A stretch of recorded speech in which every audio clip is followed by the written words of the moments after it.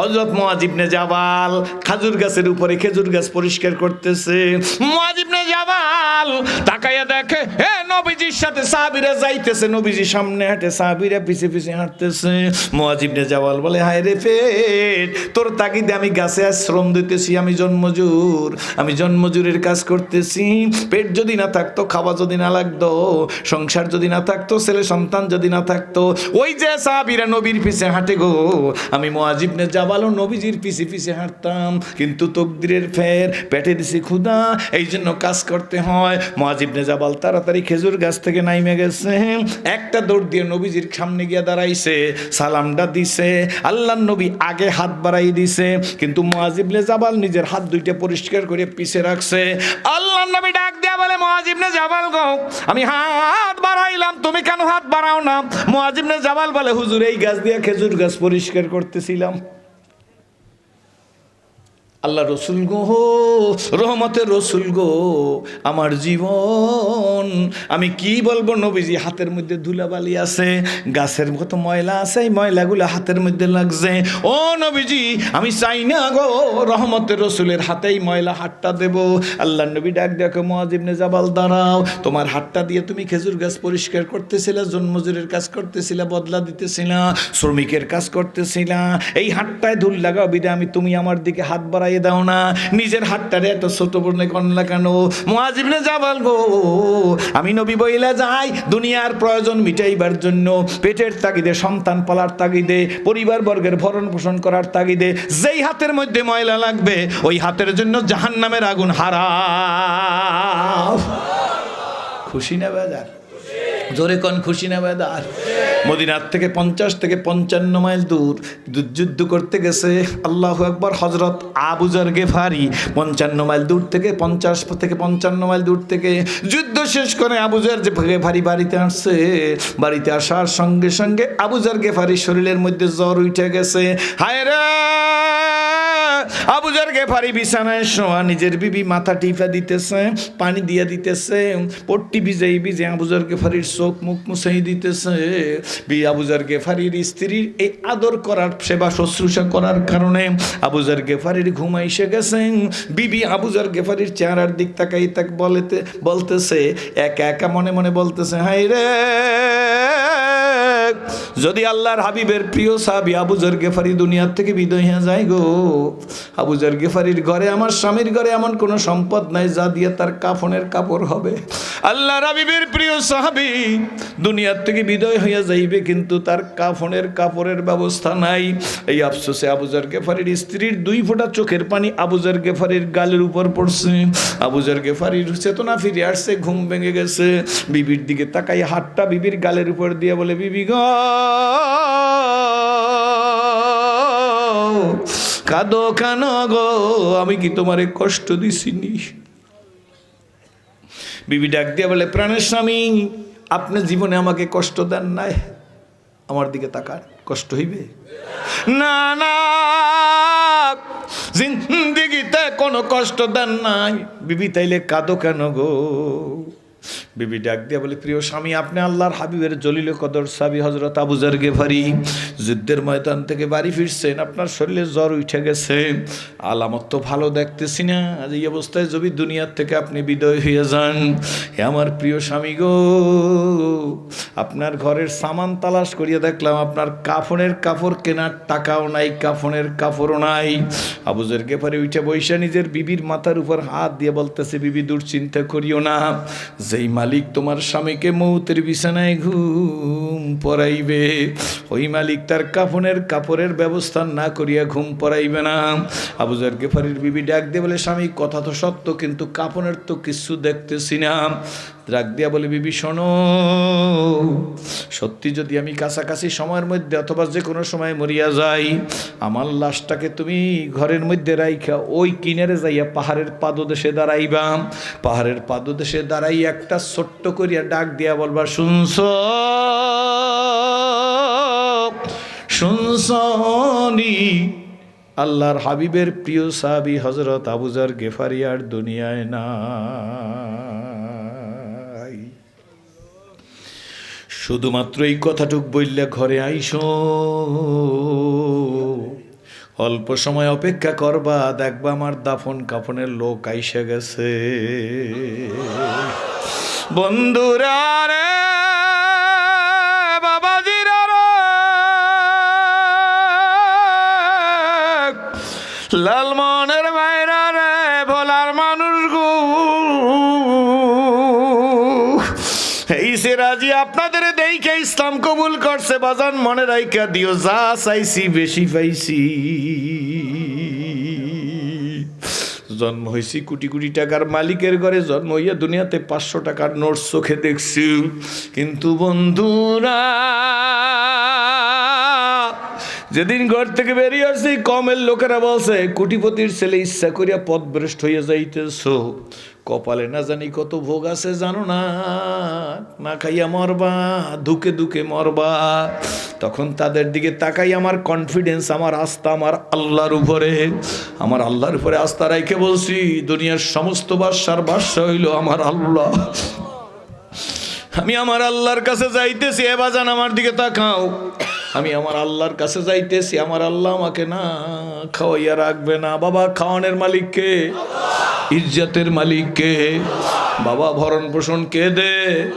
এই শীতের দিনে প্রচন্ড ঠান্ডা লাগতেছে কিনা জোরে কন।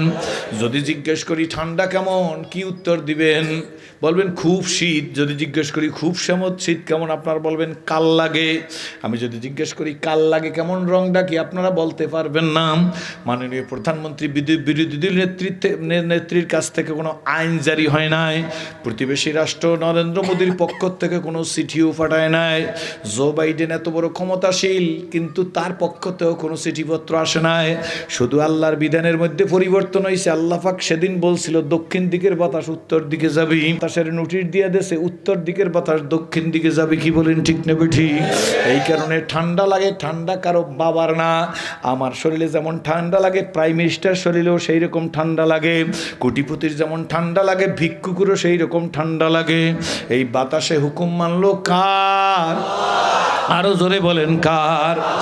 2 দিন আগে, 2 মাস আগে খেজুর গাছ ভালো করিয়া কাইটা, খেজুর গাছের পাটিটাকে যদি জমজমের পানি দিয়া ধুইয়া, সরমনায় সরসিনা মোকাম্মে হদ্দ ফাঙ্গাইসা তালগাইসা পিড়জি থানবি গাছজালি তবলিগ জামাত ইসলাম শাসনতন্ত্রের আমিরের হাতে হাত দেওয়াইয়া কলসাইনা পাইতা খিলি লাগাই বলতেন, খেজুর গাছ বেশি রস চাই না, 1 কাপ রস চাই। হইতো জোরে কন। যে খেজুর গাছ দিয়ে আজকে রস পাইতেছেন, 2 মাস আগে কেন পান নাই? 2 মাস আগে খেজুর গাছ উত্তর দিয়ে দেবে, আমার হুকুম নাই তোমাকে রস দেওয়ার। যখন শীতের দিন আসবে তখন আমার থেকে রস পড়বে। এখন থেকে 2 মাস পরে যখন চৈত্র বৈশাখ মাস এসে যাবে, ওই হাড়ি পাতবেন, ওই হাত দিয়ে এই গাছ কাটবেন, সেদিন আর রস হবে না। বলবে মাননীয় প্রধানমন্ত্রীর 1 কলস রসের দরকার। কয় প্রাইম মিনিস্টার কেন, নরেন্দ্র মোদী কেন, জো বাইডেনও যদি আমাকে নোটিশ দে এই গাছ থেকে রস দেওয়ার কোনো আইন নাই, আমি নরেন্দ্র মোদীর আইন মানি না, জো বাইডেনের হুকুম মানি না। মাননীয় প্রধানমন্ত্রী শেখ হাসিনা, বিরোধী নেত্রী খালেদা জিয়ার আইন মানি না, আমি মানি আল্লাহর আইন।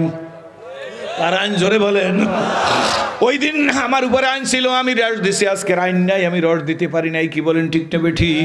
এই গাছটায় কার হুকুম মানে? মানে না শুধু মানুষ। কি বলেন ঠিক না বেঠি?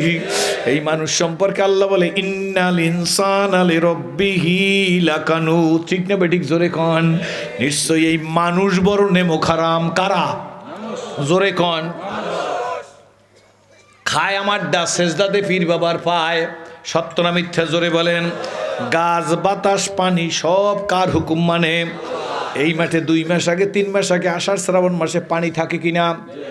অথই পানি থাকে কিনা বাজান? এখন আপনারা বসছেন শুকনো জায়গায় না পানির মধ্যে? ওই পানি এখন নেছে কে? কোন বোতলে নিয়ে ভরিয়ে রাখছে?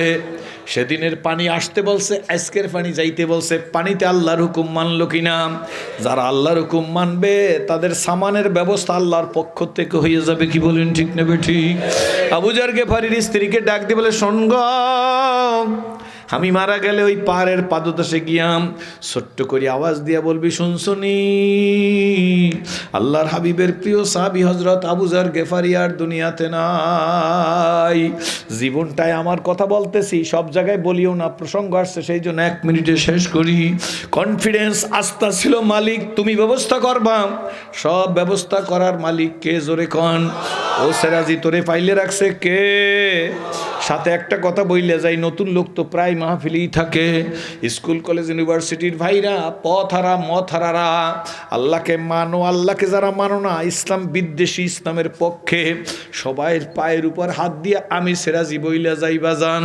হয়তো বা আমি বুঝাইতে পারবো না, আপনাদের বোঝার যোগ্যতা আছে, হয়তো আমার বুঝাইবার এলেম নাই, আপনাদের বোঝার এলেম আছে। বাবা বন্ধুরা,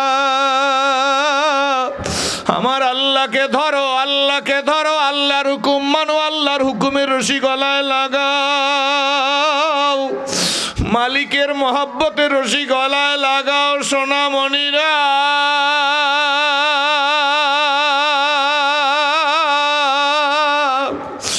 যা চাইবা তাই পাইবা, হার গরিদেন কত তৈয়ার হয়, সোনা মাঙ্গে উসে তু বেজার।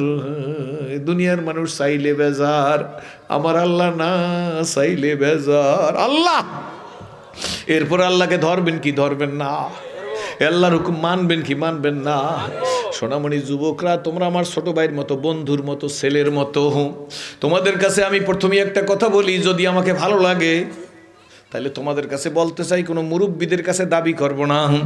আমার সোনামণি যুবক, আমি প্রাণটা খুইলা তোদের জন্য দোয়া করব। আমার একটা আপন ভাইও ইসলাম কবুল করে নাই, আমার মাও ইসলাম কবুল করে নাই, আমার বাবাও ইসলাম কবুল করে নাই, আমার বোনও নাই ইসলাম কবুল করা, এমনকি আমার একটা মেয়েও নাই। আল্লাহু আকবার। আমি তোদের ভালোবাসে বলি, বন্ধু, জীবন হইল একটা, কি বলেন ঠিক নেবে ঠিক? এই একটা জীবনকে কোরআনের রঙে রঙিন করবা, নবীর প্রেমে রঙে রঙিন করবা। এমন যুবক কারা একটু দাঁড়াইয়া ঠান্ডার মধ্যে আমার সামনে দেখাও, আল্লাহ তুমি কবুল করো। যুবকেরা, শুধু যুবকেরা দাঁড়াইয়া দেখাও। যুবক, আমি প্রাণটা খুইলে আজকের একটা দোয়া করবো, আল্লাহ তুমি কবুল করো। আল্লাহ, আমার এই সোনামণি, আমার ভাইয়েরা, আমার সম্মানিত মেহমানরা, হক্কানি ওলামা একরামরা, সাদা দাড়িওয়ালা বাজানেরা, এদের জন্য দোয়া করেন, আল্লাহ যেন আব্দুল ইবনে মাসুদের মতো বানায়, খালেদ বিন ওলীদের মতো বানায়, আবু বকর, ওমর, উসমান, আলী, হায়দারের মতো বানায়, সাদ, সাঈদ, তালহা, জুবায়ের মতো বানায়। আল্লাহ তুমি কবুল করো। আমার এই যুবকদেরকে যেন আল্লাহ বেকারত্বের অভিশাপ থেকে মুক্তি দিয়া দেয়। আলহামদুলিল্লাহ বইলে বৈশা পড়েন, আল্লাহু আকবার। আওলাদু ওয়াজবাবু দিয়ার মালিক রাখি সভুলাইয়া,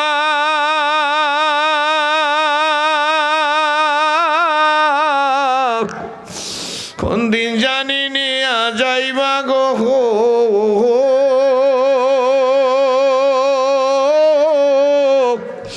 এই মসজিদের পালকিতে শোয়াইয়া রে, কবর দেশে যাইয়া একা কবর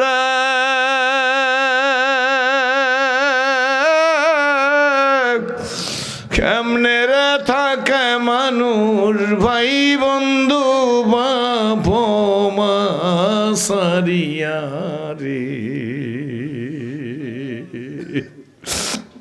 যুবক, বড় খুশি হয়েছি, সম্মানিত ওলামা একরাম নিশ্চয়ই খুশি হয়েছি, কি বলেন ঠিক নেবে ঠিক? শোনো বাবা শোনো, আব্দুল্লাহ ইবনে মাসউদ ডাক দেয়া বলে, বিবি, কোনো হযরতে আবু যর গিফারি ডাক দেয়া বলে, বিবি কোনো চিন্তা করিও না, কিছুদিনের মধ্যে আব্দুল্লাহ ইবনে মাসউদ ওই রোগী দুনিয়ার থেকে বিদায় হয়ে গেছে। বিজন প্রান্তর, কোনো ঘর বাড়ি নাই কাছাকাছি, একেবারে মারা যাওয়ার পরে বিবি ঘরের মধ্যে লাশটা রাইখা, এই যারা খাই খাই করে হাজার হাজার কোটি টাকা বাংলাদেশে যা চুরি করে বিদেশে বানায় পাঠায়, কি বলেন ঠিক নেবে ঠিক? হাজার হাজার কোটি টাকার মালিক। সেদিন দেখলাম একজনে কয় হাজার কোটি টাকা জানি বিদেশে পাচার করছে। আরে পাগল, তোরও দিন যাবে, আমারও দিন যাবে, কি বলেন ঠিক নেবে ঠিক? আল্লাহ রে বন্ধু, আবু যর গিফারির লাশটা রাইখা বিবি ওই পাহাড়ের পাদদেশে, মনে আছে তো, ওই পাহাড়ের পাদদেশে যাই এবার ছোট্ট করে আওয়াজ দিছে, শুনছো হে আল্লাহর মাহবুবেরা, আমার স্বামী আবু যর গেফারি দুনিয়ার থেকে বিদায় হয়ে গেছে। এই কথাটা বইলা আবু যর গেফারির স্ত্রী ঘরে আইসা স্বামীর লাশের পাশে বসা, আল্লাহ কাদেরে কুদরত কাদেরে মতলক এই শব্দটা 70 মাইল দূরে আল্লাহ পৌঁছাইয়ে দিছে। আল্লাহু আকবার। 70 মাইল দূর থেকে হযরত আব্দুল্লাহ ইবনে মাসউদ দিনের এক জামাত নিয়ে দাওয়াতের কাজে যাইতেছে। এই আব্দুল্লাহ ইবনে মাসউদের কানের মধ্যে এই আওয়াজটা পৌঁছাইয়ে দিছে। আব্দুল্লাহ ইবনে মাসউদ সাথীদের ডাক দিয়ে বলে, আমার সাথীরা, যেইখানে যাওয়ার কথা, যেইখানে দাওয়াতের জন্য খিমা গাড়ার কথা, আজ আর সেখানে যাওয়া যাবে না। সাথীরা ডাক দিয়ে বলে, হুজুর প্রিপারেশন তো নিয়ে আসছি, প্রস্তুতি তো নিয়ে আসছি, যাইতে দোষ কি? আব্দুল্লাহ ইবনে মাসউদ ডাক দিয়ে বলে, শোনো, আমাদের এক দিনী ভাই দুনিয়ার থেকে বিদায় হয়ে গেছে। আজকের তো দিনী ভাই নাই, আজকের হইছে পীর ভাই। কি বলেন ঠিক না ঠিক? আজকের যদি আমার পীরের মুরিদ হয় তাইলে লোকটা খুব ভালো। আমি যে পীরের মুরিদ, এই পীরের মুরিদ নাই জেনে লোকটাকে আমি ঘৃণা করি। আমার টুপির মতো টুপি হইলে লোকটা আমার কাছে খুব ভালো, আমার টুপির সাথে টুপি মেলে না, এই কারণে লোকটাকে আমি ঘৃণা করি। কি বলেন ঠিক না ঠিক? আমি যেই দল করি উনি সেই দল করেন, এই জন্য ওনাকে নেগলেক্ট করি। এই যে দলাদলি আর ফালাফালি আর বিবৃতি আর পাল্টা বিবৃতি, এই বিবৃতির কারণে আজকের এক দলের লাত্তি খাই আর এক দলের কাছে যাই, আর এক দলের লাত্তি খাইয়া আর এক দলের কাছে আসছি। আমি হিসাব করিয়া কথা বলতেছি। কি বলেন ঠিক নেবে ঠিক? দলাদলি যদি না থাকতো, সরসিনা আমার, সরমড়াই আমার, তবলিক আমার কাজ। কি বলেন ঠিক নেবে ঠিক? দাওয়াত আমার কাজ, ফুরফুরা আমার কাজ, জোনপুর আমার কাজ, আওয়ামী লীগের লোকটাও আমার, বিএনপির লোকটাও আমার, জামাত ইসলামের লোকটাও আমার, শাসনতন্ত্রের লোকটাও আমার, 6 দলের লোকটাও আমার, 12 দলের লোকটাও আমার। ভুল আছে রুদ্ধদ্বারে সংশোধন করব। সমাজের মধ্যে ফিতনা করিয়া লাভ কি? কি বলেন ঠিক নেবে ঠিক? রুদ্ধদ্বারে সংশোধন করব। সমাজে যদি ফিতনা সৃষ্টি না করতাম, আমরাও শামসুল হক ফরিদপুরের মতো নারায়ে তাকবীর বললে সবাই কাঁপতো। কি বলেন ঠিক নেবে ঠিক? কিন্তু আমরা বাবা গাদা হইয়া বাঘের চামড়া পরে হুঙ্কার দিতে চাই। এই হুঙ্কারে কিন্তু বাতিলের ভিত নষ্ট হয় না, বরং আরো শক্ত হইয়া যাইতেছে। কি বলেন ঠিক নেবে ঠিক? বাবা, to the pure all things are pure. আমার উপরে কেউ রাগ করিয়েন না, আমি কেউ খুশি করার জন্য, খোদার কসম, খোদার কসম, খোদার কসম, কাউকে খুশি করার জন্য না, কাউকে বেজার করার জন্য না। বুড়া নিজে বুঝা ফেলাইছি, মরা লাগবে না, না মরা লাগবে না, মরা লাগবেই লাগবে। কি বলেন ঠিক নেবে ঠিক? মরা লাগবে না, মরা লাগবেই লাগবে। মরা যখন লাগবে, শোনো, 2 ঘন্টা 2.5 ঘন্টা ওয়াজ করিয়া যাই, একটা একামতে দিনের কথা বলি না। কি বলেন ঠিক নেবে ঠিক? মাগনা নিজের ভাত খাইয়া দাওয়াত দিতে আসছে, তার দিকে একটু ফিরিয়াও চাই না। কি বলেন ঠিক নেবে ঠিক? লোকটা ডাক দিয়ে বলে, আব্বু বসেন। ভাড়ার টাকাও চায় নাই, হাদিয়াও চায় নাই, স্পিড ভাড়াও চায় নাই, মাইক্রো ভাড়াও চায় নাই। এরপরে বলে একটু বসেন, তাও তো বসি না, বরঞ্চ নাইমেই বলি পিকনিক করতে আসছে। কি বলেন ঠিক নেবে ঠিক? তোর মতো কপাল পরা আর কেউ নাই। লোকটা এসে বলে, ভাইজান 3 দিন চরমনাইয়ের মাহফিলে চলেন, আপনার কাজ নাই, আপনারা যাইয়ে থাকেন। কয় 3টা দিন তবলিগের সময় দেন। আপনাদের কাজ নাই, আপনারা যাইয়ে থাকেন। আজ বুঝবা না, বুঝবা কাল, নিজের কপাল থাবড়াবা দিবা গাল। তুমি বলো সময় নাই, আমি বলি সময় নাই। পানির মধ্যেও তো কোনো ছিদ্র নাই। কি বলেন ঠিক নেবে ঠিক? পানিতেও তো কোনো ছিদ্র নাই, কিন্তু গামছা কাঁধে দিয়ে পুকুরের পাড়ে যাইয়া যখন পানির মধ্যে নাইমা ডুব দিই, পানির মধ্যে ঢুকতে পারি কি পারি না? জোরে বলেন। এই পানিতে কোনো ছিদ্র আছে নাকি আব্বা? জোরে কন। পানির মধ্যে কোনো ছিদ্র আছে? এই পানির মধ্যে ছিদ্র করলো কে? কয় আমি যখন ডুব দিছি ছিদ্র হয়ে গেছে। তুমি যখন সময় আল্লাহর জন্য দেবে, আল্লাহ পাক তোমার সময়ের বরকতটা নসিব করিয়ে দেবে। কি বলেন ঠিক নেবে ঠিক? এত বরকত বুঝাইতে চেষ্টা করি, মানুষ কেন বোঝে না? একটা কুকুরের বাচ্চা হয় 6টা 7টা 8টা। কি বলেন ঠিক নেবে ঠিক? একটা কুকুরকে জবাই দিয়ে খায় না, একটা কুকুর কোনো পূজা পার্বণ অনুষ্ঠানে লাগে না, একটা কুকুর দিয়ে কেউ সেবা শুশ্রূষা করে না। কিন্তু একটা গরুর বাচ্চা হয় একটা, দৈনিক 1000 1000 লাখ লাখ গরু জবাই হয়। কি বলেন ঠিক নেবে ঠিক? এরপরেও পরিসংখ্যান মন্ত্রীর কাছে জিজ্ঞাসা করেন, এই দেশে গরু বেশি না কুকুর বেশি? পরিসংখ্যান করা লাগবে না, এমনি আপনারাই বলবেন যে হুজুর কুকুরের চাইতে গরু বেশি। কেমনে কুকুর হইল 60টা, গরু হইল একটা কুকুরও কেউ জব দিয়ে খাইল না, কিন্তু গরু লক্ষ লক্ষ জবই হইয়া গেল। কি বলেন ঠিক নেবে ঠিক? অর্থাৎ ওই কুকুর 7টা 8টা 10টা হইলে লাভ হইবে কি? কুকুরের মধ্যে বরকত নাই। গরু একটা বাচ্চা হইলে লাভ হইবে কি? এই গরু লক্ষ লক্ষ খাইলে কাজ হইবে কি? গরুর মধ্যে হইলে বরকত। হারামের মধ্যে কোনো বরকত নাই, সব বরকত হইল হালালের মধ্যে। কি বলেন ঠিক নেবে ঠিক? এই জন্য বাবা বুকে হাত দিয়া বলবেন, সরমনাইয়া আমার, সরসিনা আমার, ফুরফুরা আমার, জনপুরা আমার, তবলিগো আমার কাজ। মুড়ির মোয়ার মতো যদি মিল্লা থাকতে পারি এই কপালে সুখ হবে না হয় মুসলমানের জিল্লে তীরার কোনো শেষ থাকবে না। কষ্ট কিন্তু শুরু হইছে, এখন পর্যন্ত আরম্ভ হয় না, শেষ হবে কোথায় যাইয়া বলতে পারি না। কি বলেন ঠিক নেবে ঠিক? শোনো বন্ধু, এসেছিলে যেদিন কেঁদেছিলে তুমি, হেসেছিলে দুনিয়ার সবাই। আবার এমন জীবন তুমি করো হে গঠন, মরিলে হাসিবে তুমি, কাঁদিবে ভুবন। সত্তর মনে আসতো কষ্ট হয় নাকি? 70 মাইল দূর থেকে আব্দুল্লাহ ইবনে মাসউদের কানে এই শব্দটা পৌঁছেই দিছে। আব্দুল্লাহ ইবনে মাসউদ ডাক দিয়ে বলে, সাথীরা, আমাদের প্রিয় ভাই আবু যর গেফারি আর দুনিয়াতে নাই, ওনার জানাজা দাফন কাফনে যাব। তখন সাথীরা ডাক দিয়ে বলে, হুজুর উনি যে মারা গেছে আপনার কাছে কে বললো? উটের পিঠেও কেউ আসলো না, টেলিফোন মোবাইল তো সেই যুগে ছিলই না। আব্দুল্লাহ ইবনে মাসউদ ডাক দিয়ে বলে, সাথীরা গো, একটু আগে আমি কোনে কানে শুনতে পাইলাম এক অনাথ অবলার আওয়াজ। ডাক দিয়ে বলতেছে, হযরত আবু যর গেফারি দুনিয়ার বুকে নাই। কয় হুজুর আপনি শুনছেন? বলে হ্যাঁ। বলে এখন যাবেন কেমনে? কয় হুজুর হাঁটা শুরু করো। কয় এখান থেকে 70 মাইল দূর, নট কিলোমিটার, মাইল। বলে 70 মাইল দূরে যাইয়া তার কাদাফন কাপন কেমনে দিবেন? কয় শোনো, আমরা হাঁটা শুরু করি, আমাদের কাজ আমরা করব, আল্লাহর কাজ আল্লাহ করবে। জোরে বলেন সুবহানাল্লাহ। আমরা হাঁটি। আব্দুল্লাহ ইবনে মাসউদ ডাক দিয়ে বলে, সাথীরা হাঁটো, আবু যর গেফারির দাফন কাফনে শরীক হব। এমনও তো হতে পারে আল্লাহ পাক রব্বুল আলামিন রাস্তাকে ছোট করিয়া দেবে। কি পারে না? পারে না? জোরে খান। বাংলার একজন প্রখ্যাত মুফাসসিরে কোরআন চট্টগ্রাম ঐতিহাসিক প্যারেড ময়দানে 3 দিন মাহফিল হইতো। শেষ দিনে জায়গায় ধরতো না, তখন তিনি বলতো, আল্লাহ এই মাঠটাকে তুমি প্রশস্ত করে দাও, বাড়াইয়া দাও। পারে না? পারে না? জোরে খান। পারে কি পারে না? আল্লাহু আকবার। তার কবরকে আল্লাহ জান্নাতের বাগান বানাই দিও। বাবা দিলদার একটু উদার রাইখেন, মানুষের জন্য দোয়া করিয়েন, কারোর ছোট মনে করিয়েন না। আপনিও ভুলের উঠতে না, আমিও ভুলের উঠতে না। আপনিও জান্নাতের সার্টিফিকেট পান নাই, আমিও জান্নাতের সার্টিফিকেট পাই নাই।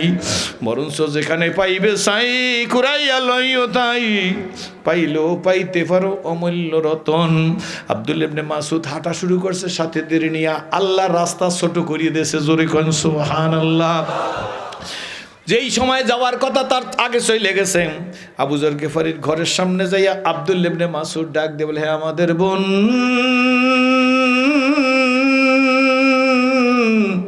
আবু যর গেফারির স্ত্রী, আপনি একটু বারান্দায় যান, আমরা আমার ভাইকে ঘর থেকে নামাবো, গোসল দেব, কাফন পরাবো।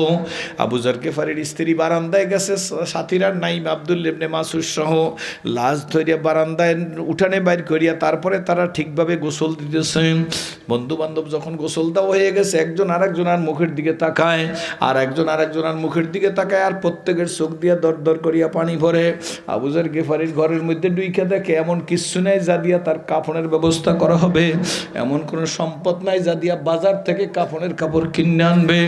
একজন আরেকজনের দিকে তাকাইতেছে। আব্দুল্লাহ ইবনে মাসউদ নামাজে দাঁড়ানো, নামাজের সালাম ফিরেবার পরে যারা গোসল দিয়েছে তারা আব্দুল্লাহ ইবনে মাসউদের কাছে গেছে, হাতের ইশারা করিয়ে কয়, হুজুর গোসল তো দাও হয়ে গেছে, কিন্তু কাফনের কাপড় কই?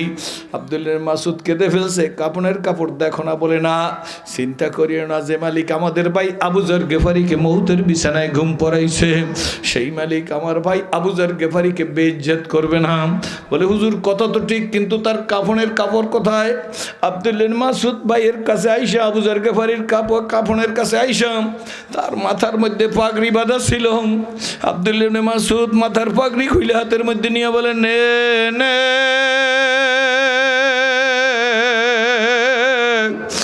আমার বন্ধুরা নে। আমি আব্দুল্লাহ ইবনে মাসউদের মাথার পাগড়ির মধ্যে আমার ভাই আবু যর গেফারির কাফনের কাপড় রাইখা দিছে। আব্দুল্লাহ ইবনে মাসউদের মাথার পাগড়ি দিয়ে আবু যর গেফারির কাফনের কাপড় বানাইছে। বন্ধুরা বুঝি না, বুঝাইতেও পারি না রে বন্ধু। দুনিয়া গরিব কোটিপতি লাখপতি বিদ্যানে টাকালা বাড়িয়ালা।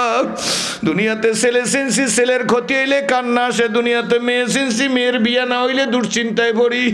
দুনিয়াতে সম্পদ সেন্সি সম্পদ কইমা গেলে কান্না আসে। দুনিয়াতে চাকরি সেন্সি চাকরি সইলে গেলে গোপনে গোপনে কাঁদি। দুনিয়াতে বিদেশ সেন্সি বিদেশ যাওয়ার জন্য পাগল হয়ে গেছে। দুনিয়ায় মেম্বারি সেন্সি মেম্বার হওয়ার জন্য লক্ষ লক্ষ টাকা খরচ করি। কি বলেন ঠিক নেবে ঠিক? দুনিয়ায় চেয়ারম্যানি শিখছি এই জন্য, চেয়ারম্যানির বুঝছি এই জন্য, চেয়ারম্যানি করার জন্য লক্ষ লক্ষ কোটি কোটি টাকা। সেদিন গেলাম কোথায় জানি গোপালগঞ্জ, এক জায়গায় একজন বলল হুজুর একটা ইউনিটের মেম্বার হওয়ার জন্য 1,20,00,000 টাকা খরচ করছে একজন মেম্বার হওয়ার জন্য। ভাইজান এই লোকটার ব্রেনের মধ্যে আমি বলে ব্যাপার কি কয় ইটালি ছিল টাকার মালিক। কি বলেন ঠিক নেবে ঠিক? দুনিয়ায় বিবি সিনসি বিবির জন্য পাগল, দুনিয়ায় প্রেমিকা সিনসি প্রেমিকার জন্য পাগল, কিন্তু আসলে মালিকের চিনি নাই, এই জন্য মালিকের জন্য পাগলও হইতে পারি নাই। কি বলেন ঠিক নেবে ঠিক? আমার বন্ধুরা, আমার ভাইরা, আমার বাবাজিরাম, আসুন আল্লাহর হাবিব বসা আম্মা জান আয়েশা সিদ্দিকা সহ সাহাবীরা আল্লাহর হাবিবের জুব্বা মোবারকটাকে টাইনা বুক পর্যন্ত নিয়ে আসছেন। হুজুরের জুব্বা খুলে হুজুরের শরীরের মধ্যে তেল মালিশ করবে অথবা হুজুরকে গোসল করাইয়ে দেবে। এমন সময় আল্লাহর হাবিবের বুক পর্যন্ত জামাইনে আম্মা সাহেবানিরা কান্না শুরু করিয়া দিয়েছে। আল্লাহ রসুল পূর্ণিমার চাঁদের মতো চেহারা, এই চেহারার মধ্যে এত বসন্তের দাগ কেন? আল্লাহ রসুল ডাক দিয়ে বলে আমার বিবিরা, তোমরা কি জানো না পয়গম্বরদের জন্য বসন্তের ব্যারাম হারাম? আল্লাহ রসুল এই দাগগুলা কিসের? আল্লাহ নবী ডাক দিয়ে বলে আমার বিবির এগুলা কলেমার মহব্বতের দাগ। সম্মানিত ওলামা ইকরামরা, আপনাদের পায়ের জুতা আমি মাথায় নিয়ে বলি, এখন পর্যন্ত আমাদের একটা সর মারে নাই কেউ, পিটায় নাই কেউ, আমাদের দিকে জুতা নিক্ষেপ করে না। কি বলেন ঠিক নেবে ঠিক? অথচ ইমাম বুখারী রহমতুল্লাহ আলাইহিকে প্রত্যেক শুক্রবার দিন স্পষ্ট হয় না তার গায়ের মধ্যে ব্যাত মারত। কি বলেন ঠিক নেবে ঠিক? ইমাম আবু হানিফা রহমতুল্লাহ আলাইহিকে জেলে নির্যাতন করা হয়েছে। আমরা তো কিছুই না, একটা হকের দাওয়াতও দিতে চাই না, একটা হকের কথাও বলতে চাই না। সত্য না মিথ্যা? একটু সামনে আগাই আসতে হবে, নিজের জীবনটাকে পরিবর্তন করতে হবে। সত্য না মিথ্যা জোরে বলেন। আমরা তো ওই রকম হয়ে গেছি, আয় রে অভিনয় করতে ইচ্ছা করে, পিঠের মধ্যে বাঘের ছবি আঁকা লাগবে। আর্টিস্টের কাছে গিয়ে বলে ভাই আমার পিঠের মধ্যে একটা বাঘ আঁকা দাও। আর্টিস্ট ডাক দিয়ে বলে সুন্দর বাঘ আঁকা দেবো। কোন বাঘ? কয় রয়্যাল বেঙ্গল টাইগার। আর্টিস্ট ডাক দিয়ে বলে আপনার পিঠে এমন বাঘ আঁকা দেবো আপনি নাটক করতে পারবেন, কোনো সমস্যা নাই। আর্টিস্টের কাছে কাঠি থাকে, চেকুন শলা থাকে, শলা দিয়ে দাগ দিয়ে মানুষ পাও বানাইতে হয়, মাথা বানাইতে হয়। আর্টিস্ট যখন পিঠটা তার দিকে দিছে, আর্টিস্ট কাঠি দিয়ে তার দিকে যখন গুঁতা দিছে, তিনি গুতায় ব্যথা পাই এই ডাক দিয়ে বলে কি ব্যাপার আমার আঘাত দাও কেন? কয় আঘাত দি না। কয় কি করো? কয় বাঘের পা আঁকতেছি। ডাক দিয়ে বলে এত ব্যথা লাগে আমার পা পিঠের মধ্যে পা আঁকা লাগবে না। কয় ঠিক আছে পাও বাদ দিয়ে বাঘ আঁকো। আর্টিস্ট ওই কাঠি দিয়ে তার পিঠের উপরে মাথা আঁকা শুরু করছে। কাঠি দিয়ে যখনই আঘাত করছে তখনই ব্যথা পাইছে, গুতা দিছে, ব্যথা পাইছে। ডাক দিয়ে বলে কি করো আমার জীবনটা বাইর হয়ে গেল। ডাক দিয়ে বলে ভাইজান আপনি বাঘ আঁকতে বলছেন, পাও বাদ দিয়ে দিছি, মাথা আঁকতেছি। এত ব্যথা সহ্য করিয়া বাঘের মাথা লাগবে না, তাহলে বাঘের মাথা বাদ দিয়া বাঘ বানাও। আর্টিস্ট ডাক দিয়ে বলে ঠিক আছে তাইলে পেট বানাইতে আসি। পেট বানাইতে গিয়া কাঠি দিয়ে যখন গুঁতে দিছে, একটা চিৎকার দিয়ে কয় আমার জীবনটা গেল, তুমি কি করতেছো? কয় বাঘের পিঠ বানাই, পেট বানাইতেছি। ডাক দিয়ে বলেন এত ব্যথা পাইয়া পেট বানানো লাগবে না, মাথাও দরকার নাই, পাও দরকার নাই, পেটও দরকার নাই। ডাক দিয়ে বলে এছাড়া যা আছে তা বানাও। এরপর পিঠ বানানো শুরু করিয়ে দিছে। কাঠি দিয়ে যখন আঘাত করছে তখন চিৎকার দিয়ে বলে কি বানাইতেছো? কয় বাঘের পিঠ বানাইতেছি। তখন ডাক দিয়ে বলে পিঠ বানাবার দরকার নাই, এছাড়া যা আছে তা বানাও। আর্টিস্ট কাঠিটারে দইরা ফিক মাইরা ফালাই দিলে, যে বাঘের পাও নাই, যে বাঘের মাথা নাই, যে বাঘের পেট নাই, সে বাঘের পিঠ নাই। এই বাঘ আল্লাহ বানায় নাই, আমিও তোমার পিঠের মধ্যে বানাইতে পারবো না। দাওয়াত দিতে গেলে কয় সময় নাই, জিহাদ করতে গেলে কয় সাহস নাই। কি বলেন ঠিক নেবে ঠিক? জিকির করতে গেলে বলে এত পারা যায় না। এক এক করিয়া সব সারিয়ে দেওয়ার কারণে আজকের আমাদের ইসলামী সারিয়ে দিছি। কি বলেন ঠিক নেবে ঠিক?